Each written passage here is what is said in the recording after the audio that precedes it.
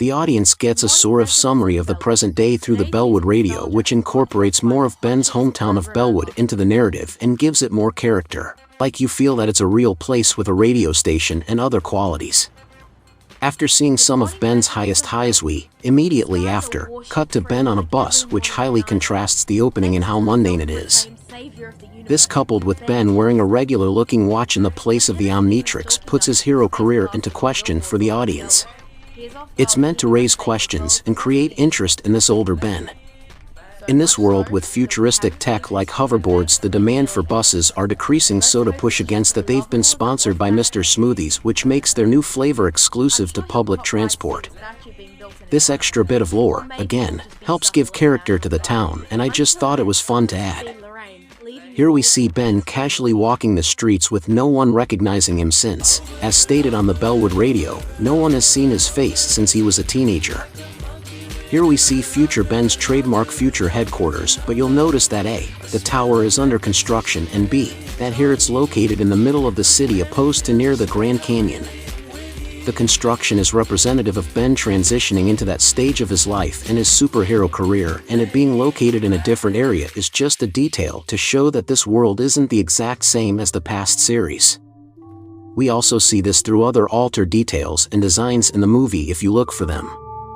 Now we see Kai Green once more in present day, and we also see one of the few 3D backgrounds made for the movie. Special thanks to Barrett_10 here. Ben directly acknowledges the fact that he can walk around without anyone recognizing. This gave us the opportunity to treat this as a new secret identity in a way. I thought it was interesting to give Ben that freedom again, but under slightly different circumstances.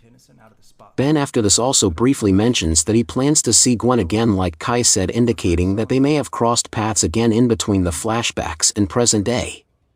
Ben, here, also talks about the brand deals he took. Again, he knows this as a shallow time in his career, which came as a result of his more shallow egotism that he had in his teenage years, mainly in the later seasons of Ben 10 Alien Force. This also kinda reflects one of the alternate Bens from Omniverse in Ben 23. He ultimately used the money to send his parents into early retirement, leaving their old home with all of Ben's old things left there. This is our first look at our main antagonist, Vilgax. From the details on the sheet you can link this to the events on Galvan Prime later on with the information of the Mechamorph armor mentioned previously, and you can also see and hear through the increased sound of the heartbeat, how anxious this makes Ben, giving this significance. Especially since here Vilgax is sporting his Omniverse design. Similar to the tower, Ben's Hero of Heroes statue from Ben's future is also under construction, which conveys the same message of him coming into those stages now.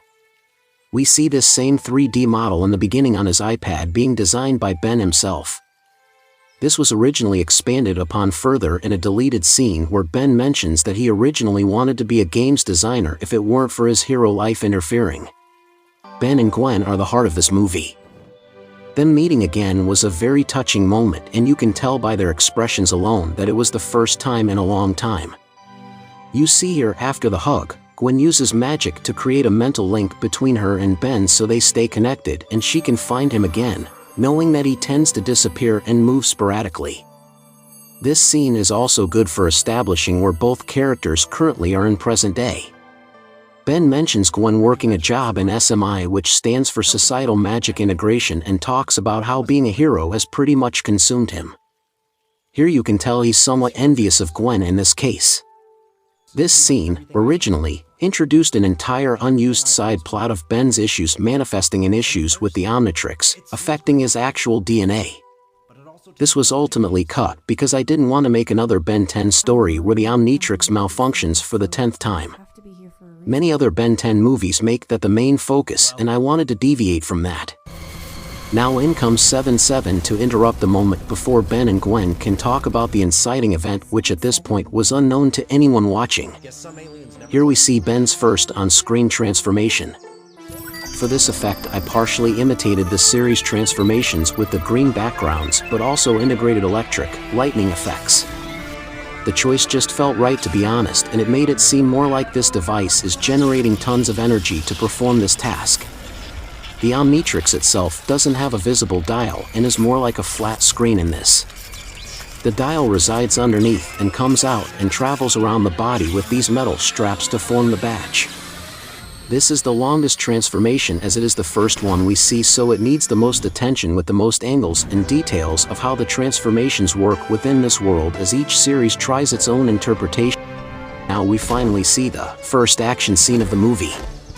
Really like that detail with the double parry from 7-7, somewhat showing his combat experience. As Ben 10 is an action cartoon, I wanted to make sure it was as good as I could possibly make it whilst also conforming to the limitations I was under. The scene is short, but I really enjoyed making it and putting it together. Both Ben and Gwen at some point display more visceral hand-to-hand combat in this as well as a display of their regular powers.